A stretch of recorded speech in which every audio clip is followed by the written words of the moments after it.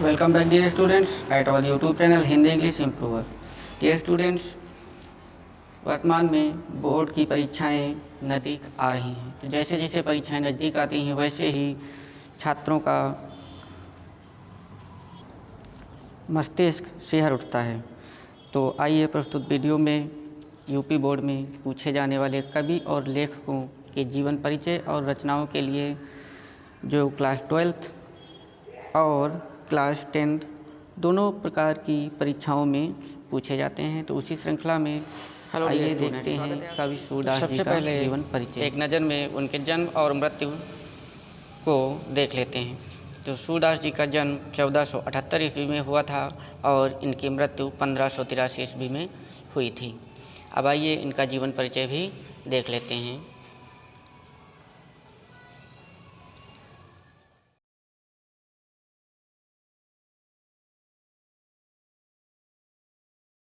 हिंदी साहित्य आकाश के सूर्य सूरदास जी का जन्म 1478 ईस्वी में माना जाता है।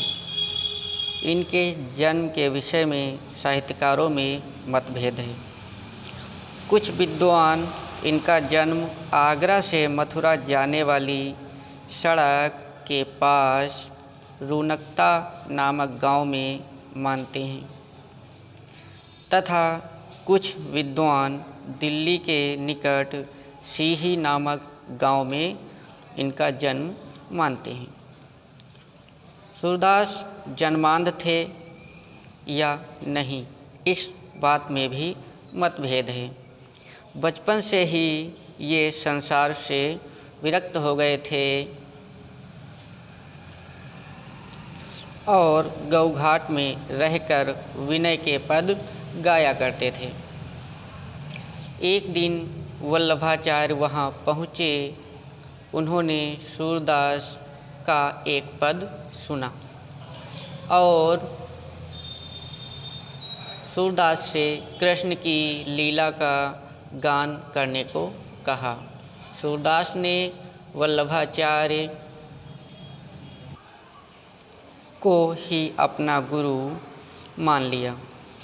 इन्होंने हिंदी साहित्य की बहुत सेवा की और हिंदी साहित्य की सेवा करते हुए इसके अतिरिक्त कृष्ण चरित का गान करते हुए सन 1583 ईस्वी के लगभग गोवर्धन के पास परसौली ग्राम में इनकी मृत्यु हो गई थी। अब एक नज़र डाल लेते हैं इनकी रचनाओं पर। तो इनकी प्रमुख रचनाएं 3 मानी जाती हैं, जिसमें पहली रचना है सूरसागर, दूसरी है सूरसारावली तथा तीसरी रचना इनकी साहित्य लहरी के नाम से जानी जाती है। ऐसा माना जाता है कि सूरसागर में 125 लाख पद हैं, लेकिन अब तक केवल 10,000 पद ही प्राप्त हुए हैं।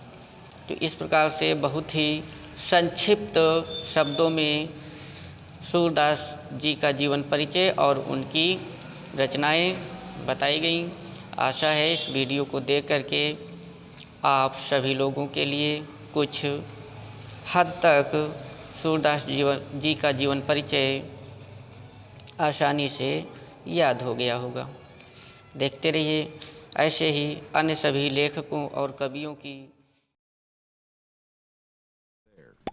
Subscribe to my channel and also press this bell icon.